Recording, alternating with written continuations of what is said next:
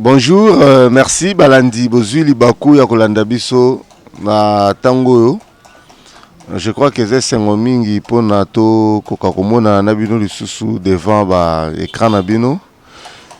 Je crois que na ndenge to anosaki baleleki président national Félix Tshisekedi azalaki bongo na rendez-vous pe na entretien na ba jeune ya IDPS et puis plus précisément la jeunesse congolaise. Donc Nayango bazwaki vraiment occasion ya kozala devant un bon père de famille. Vraiment naoyebi sabino depuis na mona mutuyo babengi kombo ya président Fachi Koloba nanu nayoka été à s'adresser étant que un bon père de famille. Vraiment bolanda message na oyo boko sentir vraiment que papa aza ko éduquer bana na ya libota pe eloko na sepel nango ezali message o apesi. Donc ozo sentir vraiment que IDPS ezali parti politique, donc o ezali pena formation idéologique pe politique. Et puis message o apesi ceux qui bolandi yango bien et très attention. Bokomona ezali vraiment message oyo eza ko assurer cycle de vie ya parti lokola IDPS, parce que assassiner étant que père de la famille, étant que responsable pe aza ko édifier. Donc apesi message moko ezali très capital pour ba congolais, pour na IDPS pe pour na ba parti politique mususu. Vraiment j'ai vraiment occasion de remercier pour la détermination et le message oyo apesi na ba jeune. Vraiment ba jeune bo capitaliser message wana. Merci vraiment na ndenge bozui occasion ya kolanda biso. Na sepeli mingi botika la brancher toujours na magie d'agence pour na kolandaka ba insolite, ba image, ba biloko nyonso esengeli pour na bino. Merci, mais bolanda élément o vraiment très attentivement. Donc Bouromon a vraiment ezali très édifiant. Donc nazo ko rassurer bino que depuis na yoka ekoloba na nuté na monaye aloba na donc na ton oyo na timbre oyo pe étant que père de famille. Merci na tikeli bino bolanda pour en ezande devoir na bino pe devoir na biso. Merci beaucoup. Je vous ai sacrifié. Je préfère tout sur la lingala. Na sacrifié bino de l'eau parce que na ebi que bino boza makila na ngai, donc bobo yanga te. Il y a eu un rendez-vous très important qui s'est glissé entre activité na ngai à Tongo na bino. Il fallait absolument que nous répondions à rendez-vous parce que c'était par rapport aux stratégies électorales. Donc ce sont des gens acquis au changement qui sont déterminés à dénoncer Babouzoba, Boyo Bazo Lingaro, ça la contre peuple, et donc il fallait que Yoga c'est pour ça que nous avons dit bon, petit Nangaï va souffrir, mais ça pour intérêt na Bangopé. Parce qu'on se bat pour le peuple, on se bat pour que Mokanabiso ait connaître le changement. Donc je ne vois pas pourquoi Nassali Bino Mabé. Ce qui fait que quand je suis venu, dans la route direct, quand la place on a des Canada pour changer d'amba, et je suis venu vous rejoindre. Donc vraiment, Bolimbi Sangai, vraiment, ce qui n'a dit Sibino, n'a dit que la fois passée c'était la même chose. Les lots l'issoussou, donc c'est normal pour abattre. Beaucoup yoga bien été, mais c'était pas du tout qu'on négligeait Bino, Toko Bino, la moindre importance, pas du tout. Ça n'avait rien à Likamba jeunesse et les autres ont une solution. Mais ils ont bino nde bozotia na situation. Bolo bien ou bien. Tango nga na ke Mobembo. J'ai dit au secrétaire général, j'ai dit bon, nazo mona Mobembo yo et kobota ba occasion de parce que nazo ke ndepé pour na koluke la partie ba moyen nazo ke donc na yebi vraiment agenda nanga précisément c'est sûr batumisus ba koyoka ke nazawana donc on va prolonger ces jours. Donc yo a aux tika la kosola na ba jeune ba bongisa déjà ba yo kana sur une équipe, un staff ou eko bana mosala ba même de là où je serai ceux qui n'a vu structure déjà bien faite, n'a pas publié en haut, même de là où je serai. C'est déjà Tikani Nabino, de là où j'étais, que Simbité, entre Binoka et jeune, je vous l'avais dit dès le départ. Depuis le congrès, Nazo Lobango, Nazo a insisté sur l'unité. Vous n'avez aucune idée, j'ai l'impression, de ce que avantage unité Gopé Sabiso. Une organisation, ce qui est une équipe à football, c'est une équipe à football. Équipe à football, ils ont un front et attaque, ils ont un milieu, ils ont un défenseur, ils vont défendre. Donc, le banda gardien dans la ligne à Liboso, ils vont défendre l'équipe par rapport à l'attaque à l'adversaire. Ceux qui défendent dans le milieu, ils vont au Kanaté. Milieu, et vous avez la première rempart, il y a l'attaque et côté que la défense Monsalagnos. Et la défense, à Tabino Mokosoki, match est bandit pendant 90 minutes. L'adversaire, Bazaka Nakan Nabino, à Tabouana défense en déniti pour procéder, pour tirer sa but. So, il peut y avoir des tamakas pour banoter, c'est belé koutou, il y a collègue. Donc, les premiers attaquants, les premiers défenseurs dans une équipe, ils sont attaquants. Et puis milieu, et puis défense, et ça, et ça. Quand l'équipe est en phase offensive, le premier pourvoyeur, le premier soutien, il y a l'attaquant et ça gardien. Au moins, on aura parfois, les coups, tu n'es pas gardien, tu es coach à but. Au batagi match à Babel, je lobby. Au moment où le gardien, tu sali à relancer et qu'il y ait coach à but. Pourquoi Eloko Simbaki? Pourquoi but en Ekotaki? Parce qu'il y avait une cohésion. Gardien a calmement joué le ballon, a bandit dans le sa joueur à Pemeni et qui en 3-4 passes, comment il n'y a pas adversaire, bâtir but à victoire. C'est comme ça qu'une équipe, un parti doit fonctionner. Et Bino Bozali, une des branches, une des lignes, Oyo et Rosala Biso, et Rosala l'adversaire n'a Biso passe. Mais ce qui ligne, ils ont fonctionné entre Bino. Comment vous voulez qu'on fasse mal à l'adversaire? Ceux qui biso ba jeunes na biso bazo passer temps na bango na kobundaka entre bango to na kobundisaka ba cadre ya parti. Boye bisanga tango nini yango bozwa nini mayele ya kofanda sagesse ya kofanda pe ko bouler comment boko attaquer bozwa ngoti. Eux sont en train de s'organiser. Nabuzoba, parce que moi je ne veux pas que l'organisation Nabiso, parti Nabiso, jeune Nabiso base en Nabuzoba, il y a pour s'attaquer à Basango, pour s'attaquer à maman, tout innocent, tout ça c'est des bêtises. On est à banditisme. Mais nous devons collaxer en maïel. Parce que les jeunes Nabiso base formés dans l'école, il y a démocratie. Dans l'école, il y a résistance. Dans l'école, il y a détermination. Autre, il y a que au cause en nyonso ligné cause en mais biso ils ont impressionné biso parce que toza na mayele ya pour contourner babuzoba. Donc c'est ça que j'attends de vous. Et ça ne peut se faire que dans l'unité. Or, par rapport à nazozwa, ba jeune na biso baza na boyo qualité. Rien que kaka pona koyokanisa bino kaka que bon, nani a cause à leader na bila. Ba nani ba ko accompagner, j'ai eu beaucoup de problèmes. Il est là d'ailleurs n'a eu solution. C'est pour ça que nous avons au cabino. Qu'est-ce qui se passe? Et si possible, tant que vous voyez ce qui se passe, qu'est-ce que Bino Bolingi Nini? Parce que ça aussi c'est important. Naza,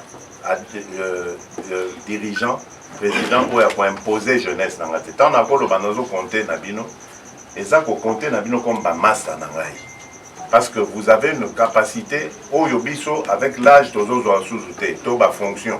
Et donc ça que, toza sous une capacité, il y a déploiement au bino bokoza nangote. Donc ceux qui bino boza va conseiller nangate, va camarade nangate, donc j'ai complètement échoué ma mission. Il faut na komisa bino ba camarade nangate. Il faut toza la collaboration, complicité, biso na bino, parce que bino nde mutu, boza va faire de lance nangai na kati ya population. La jeunesse est très importante dans un parti. Jeunesse ezali action, jeunesse ezali avenir. Voilà pourquoi ngai na lobai que jeunesse na biso na ko travailler nango parce que ezali l'avenir. Bomoni que to sali mon expérience à Liboso, baninga nani Luka Diaza hotel. Il n'est pas là. Il est déjà parti. Il est parti. J'ai encouragé l'initiative locale à Luka Diaza et bandi kozwa forme libanda. Basengi UDPS abtinda ba délégué na international socialiste à la jeune. Si nous nous comportons bien, tout le monde a même donc c'est ça mon rêve. Les jeunes n'ont pas d'expérience, il y a des partis politiques misusu. Pas d'expérience, il y a des systèmes politiques misusu à Libanda. Parce que lobby, on ne peut pas remplacer Bisso, que ce soit à la tête du parti ou que ce soit à la tête du pays. Mais to bunda pour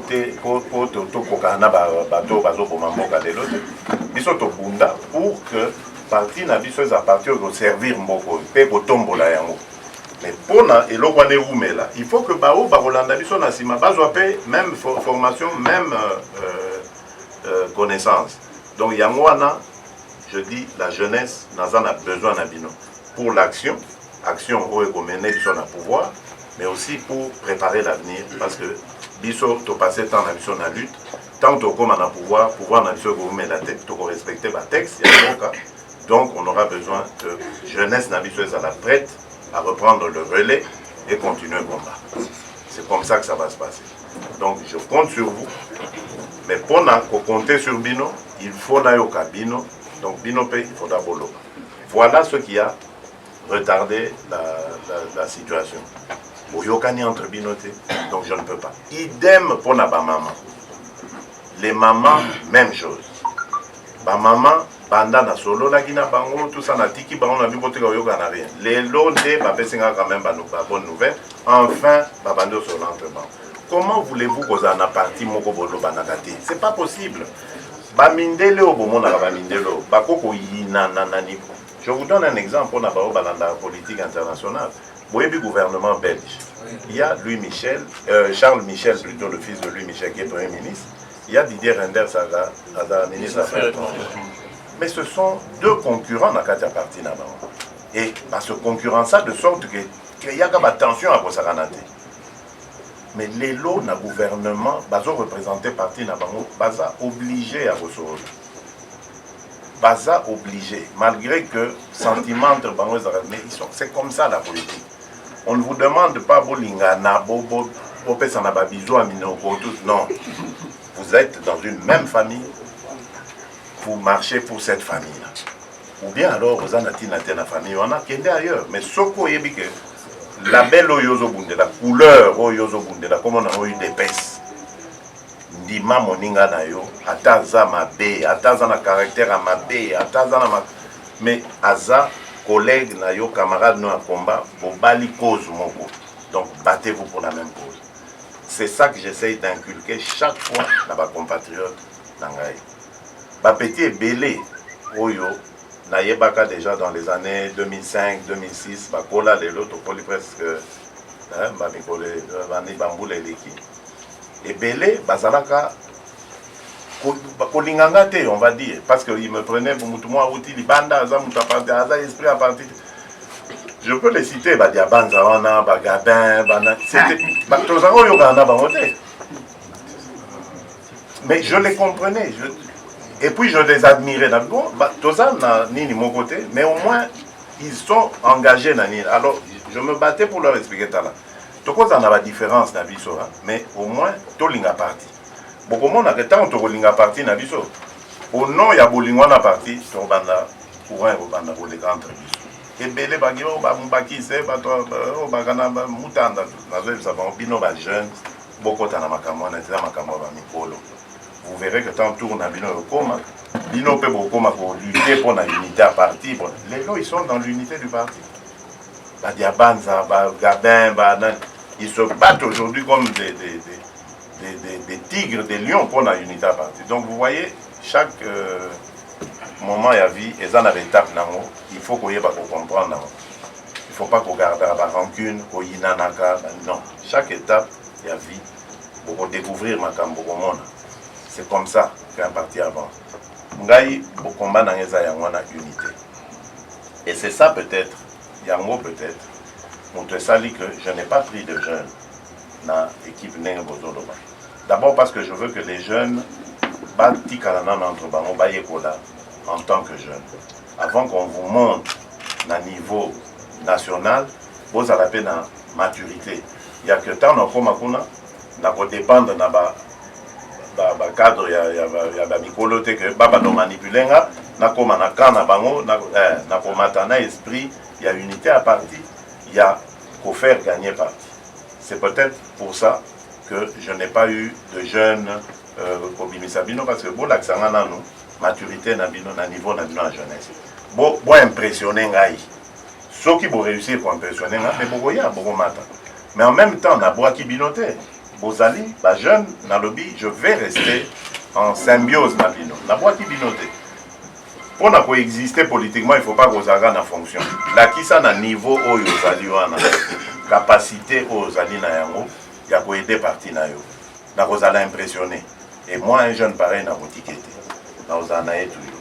Donc, c'est peut-être pour ça. Pour se sentir frustré, négligé, non. Et ça, voilà. Ce qui n'a pas négligé, n'a s'investir personnellement dans échange avec ma partie Missoussouté. Avant, Nathan Loukadi, mais avant Loukadi, il y avait Christian Loum. Christian est parti dans ma voyage. Et ce n'était pas le parti, hein. C'est moi, personnellement, je l'ai aidé parce que je croyais en Elokwa. Je me suis battu pour ça et je vais continuer à me battre. Parce que je veux que jeunesse Nabiso est à l'exemple. Toto qui est dans le pouvoir, il faut que toute la jeunesse mauvaise différente. Nayebi que vous souffrir niveau scolaire, niveau académique, vous souffrir niveau social, nayebi yango. Mais vous avez chance aux jeunes Missoussou, vous avez chance, il y a eu des pèses. Et UDPS c'est dans la matière. Il ne faut pas que matière en a, et ça là, et côté à et bimikuna. Matière en il faut dire là, bossa de la yango, bola qui ça que malgré la difficulté, malgré violence, parce que c'est ça que j'oublie aussi. Donc non seulement difficulté sociale, tout ça, mais vous avez aussi subi la violence. Combien de nos jeunes te condamnés? Mais vous êtes restés debout. Et ce n'est pas pour rien. Debout, on a Botikali debout. Pour lobby, pour sa différence. Et moi, ce sera ma victoire. Que dans la jeunesse, il y a eu des bêtes. Ah, bango, pas à distinguer. Des victoires dans la yango. Yango, pétio, nazomo na seba, kuna na suka. Ayebi bitumba, yanga na ye, po balongwa, na fois na sola na ebilokwa. Pour la lingi, jeunesse a eu des bêtes dans la image, dans la thé. Et c'est très important pour nous. C'est très important parce que Boye Bappé, que même pouvoir risquer tout zanga yango dans ma kamwane. Si on présente les jeunes Nabiso comme des jeunes voyous, drogués, qui passent leur temps au boto là-bas, tout bilo, comme ça, et zappent ma bé pour Nabiso, responsable à parti.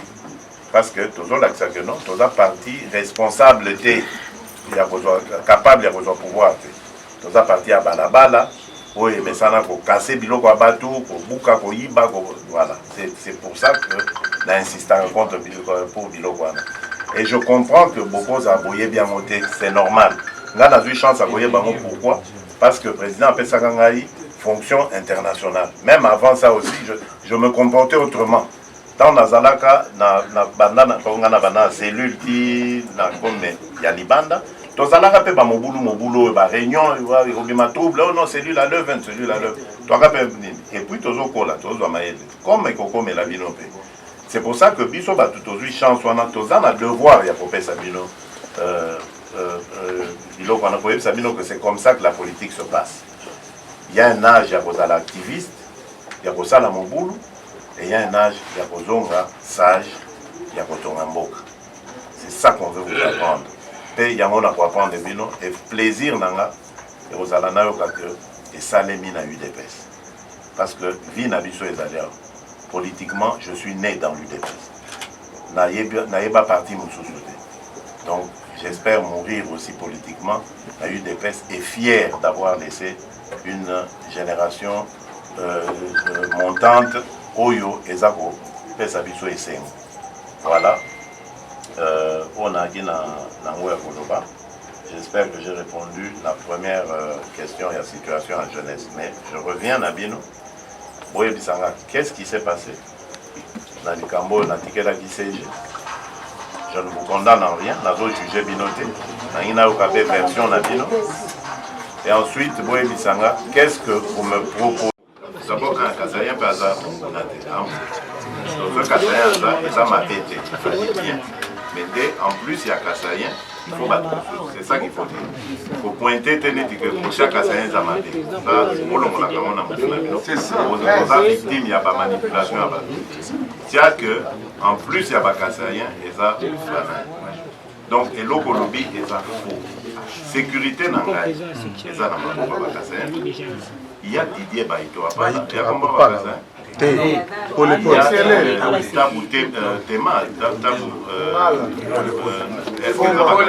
Pour les polls. Donc ça n'a pas. Longola et Lokwana. Ce qui n'a qui, on doit réfléchir. On a tiens des Bakasséens à place en sécurité, ça vient. Donc il n'y a pas de problème.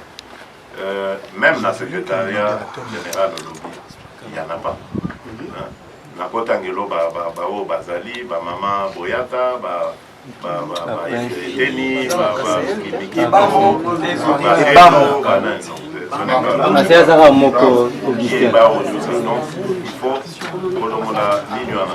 pas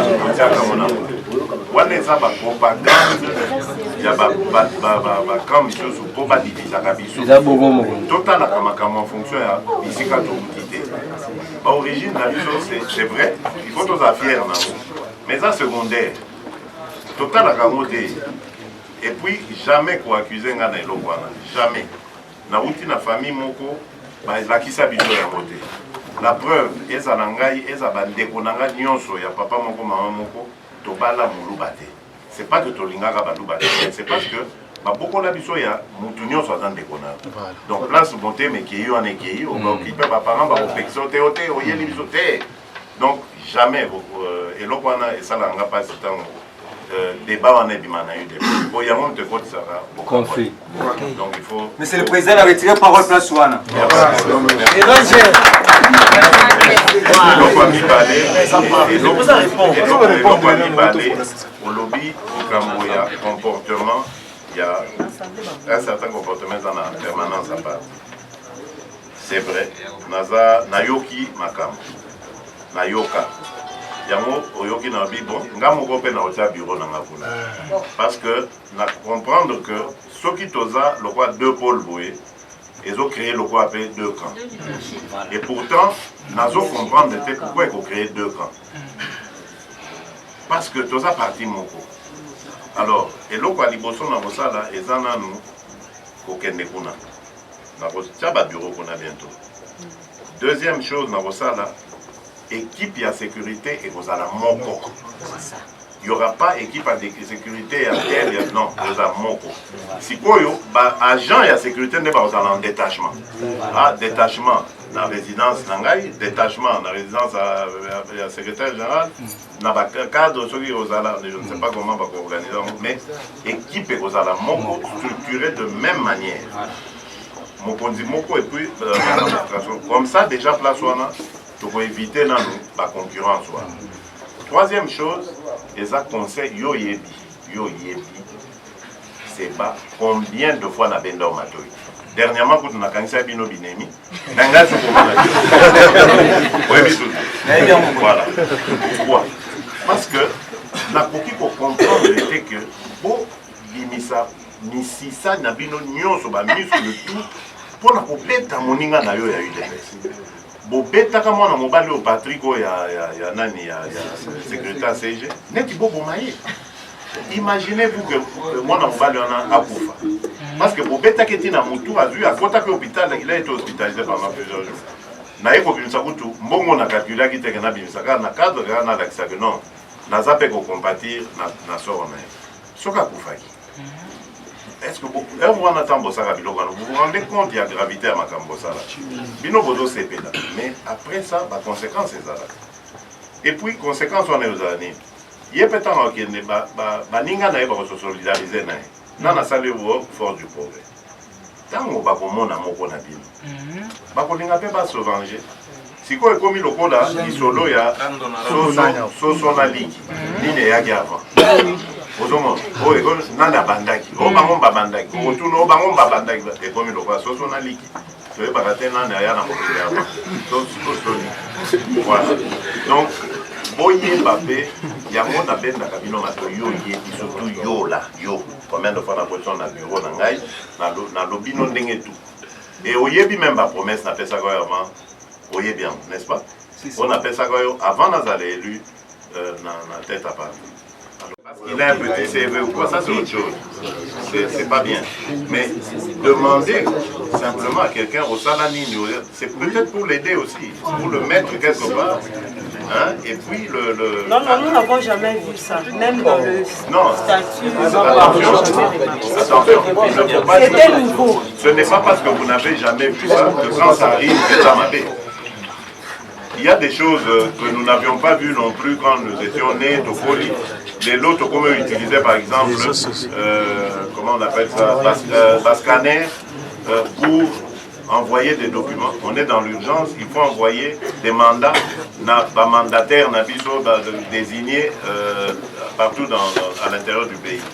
Mais à l'époque, on devait aller soit de la poste, soit au Kenani, ça vous aurait pris un retard considérable. Aujourd'hui, rien qu'avec un scanner, en quelques secondes, la personne de l'autre côté a bien dit en Oazui et c'est fini, on a du temps de gagner. Donc, au moment que c'est pas mauvais, bateau, un scanner, ça il m'a pété. On n'a pas rejeté ça. Donc, dans toute organisation sérieuse, il faut bailler Bamutu, bailler Bayou, ou Kiwapi, même ma fiche, mais quand fiche, oui, ça c'est déjà. Mais on demande, c'est aussi un parcours, c'est un CV, c'est quelque part. C'est pas formalisé que fait ça CV, mais c'est la même chose. Les questions qu'on pose là-dedans, études faites, machin, boulot, tout ça. C'est la même chose. Pourquoi est-ce que vous boudez pour la... Non, non, il ne faut pas que vous en m'avez. Ce n'est pas manque à respect pour que ça c'est même comme ça que ça doit se passer. Et puis nous, en tant que jeunes, ça, pour encourager Bino Salon. Mais c'est là que mon lobby est sérieux et ça n'est pas facile. C'est vrai qu'au début j'avais un peu rigolé, mais je ne rigole pas avec ça. Comment Bino Bamibali, vous pouvez dénigrer les femmes issues des festivals aux Anabao?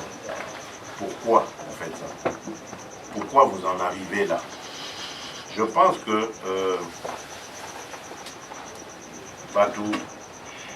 les gens mal éduqués, parce qu'en habitude, il y a une sanité sur les filles facilement. Mais je pense que ce qui nous a un peu de dignité, avant de traiter une femme, de la rabaisser, il faut amener tout nanano. Est-ce qu'il est capable d'avoir cette femme-là? Parce que je crois que souvent, les actes peut-être complexes, à Yébi que, à cause de royauté, il veut te rabaisser à figure. Je ne peux pas accepter des choses comme ça. Nous sommes un parti qui doit prêcher par l'exemple. Nous avons dans notre parti quelque chose qui n'existe pas dans les autres partis. La commission d'égalité hommes-femmes. Ça a un sens. Sens n'a-t-il respect les uns envers les autres. Je ne tolérerai pas, mais alors ce sera tolérance zéro. On a bateau pour dénigrer ma fille. Pourquoi? D'abord parce que vous savez que dans le pays la femme a un retard par rapport à l'engagement politique. Donc les femmes qui sont chez nous sont à honorer. La deuxième chose, c'est que difficulté à vous avoir membre à UDPS est considérable parce que dans UDPS, nous sommes victimes de violence. Et les femmes que nous avons, bandiment pour braver violence. C'est un acte qu'il faut honorer. Donc, il faut tous à la fière, il y a pour brandir ma maman Nabiso, pour le que voilà, nous avons des femmes qui n'existent nulle part ailleurs. Mais ceux qui biso mokoto komiko finga basi Nabiso en disant que ce sont les traitants de pute et tout ça, je suis désolé, nous ne méritons pas d'être membres de l'UDPS. Ça, Wanapenda, je le dis clairement. Et je ne veux pas entendre Ilo Bandengwana. J'espère que le leadership qui arrivera à la Ligue des Jeunes et pour veiller Nango et Lokwana et pour sanctionner même ce genre de choses très sévèrement. Voilà. À la suivante. Donc, c'est une très bonne question. Avant, je voulais dire à Sephora, dans la calme, il y aura... Bon, moi je ne suis pas pour qu'on meuble... Vraiment, je m'excuse du terme. Qu'on meubler ma comité avec Basi Kakapo et Saraga, Basi Basalaki. Non, non. Je veux des patentes comme Sephora l'a dit. À contester mes balles, ça j'ai. Abi non, biso to pour l'équipe biso de l'autre. Toi biso tout n'engé mogo. Ou toi bangi sa moninga wat. Et c'est ça qu'il faut. Parce que là, elle a gagné des points. Pour Nanga, voilà, c'est quelqu'un qui ne va pas se laisser marcher sur les pieds. Mais je ne veux pas aller chercher quelqu'un qui ne veut pas. Alinga quitter Bazu, Batiewana. Elle affiche sa détermination, ses ambitions. C'est clair. Il n'y a pas de raison. Il y a des avantagés pour prendre mobile. Donc, ce qui lobby maman, pour garantir que Oza na Fizi, pour nous libaya pour en tant que candidate à UDPS, je le dis ici devant témoins, n'a pas soutenir la candidature. Absolument. Parce que je crois que, comme je l'ai dit, à l'UDPS, les femmes s'engagent avec courage, avec détermination à Baro, et nous devons promouvoir cela pour décourager en moté. Je ne peux pas accepter qu'une femme soit malmenée à l'UDPS parce que les femmes sont chères chez nous. On s'engage dans un parti où il y a vu que il y a eu des jeunes qui sont morts dans ce parti. Et vous le faites en tant que femme, en plus du fait que socialement, les femmes en politique, elles ne sont pas nombreuses. Donc, pour Nabiso, vous êtes comme la prunelle de nos yeux. Il faut tolinguer Nabino. C'est pour ça que je ne serai pas du tout tolérant vis-à-vis à mon tour. Aza comme a donné mon maman dans la UDPS. Voilà. Il y a les jeunes MTC. Il y a les jeunes nouvelles générations, il y a les jeunes forces défensives, il y a les jeunes forces du progrès. D'abord, ça dit la jeune monsieur. Oui, jeune roi et l'attaque nouvelle génération. Décision finale, l'FMI. Quoi? Force mobile intervention, l'FMI.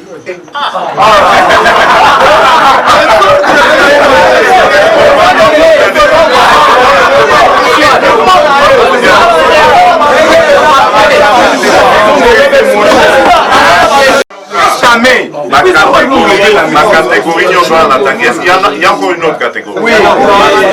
Décision finale.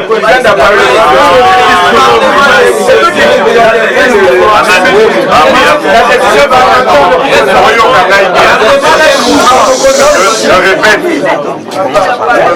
les fédéraux de la jeunesse, les motocyclistes, la jeunesse estudiantine, MTC, nouvelle génération, l'intérieur, qu'il faut distinguer des autres, les jeunes de l'intérieur. La force défensive, la force du progrès, la décision finale. Les FMI.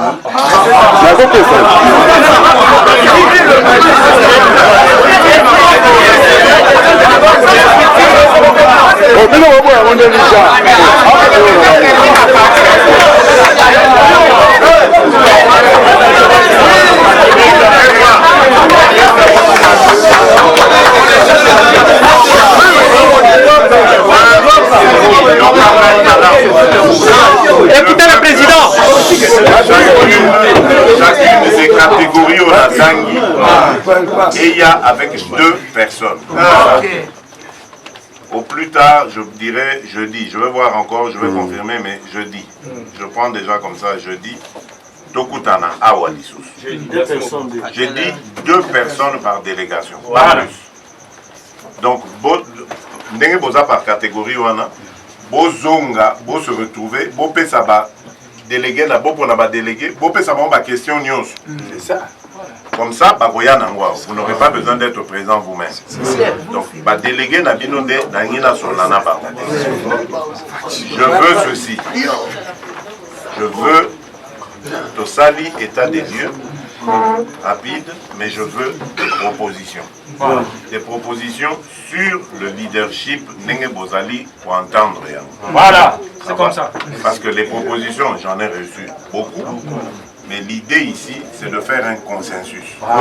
Pour tout dégager ce consensus, tout lier l'Okomoko, Libela. Donc quand on va partir d'ici, division est à son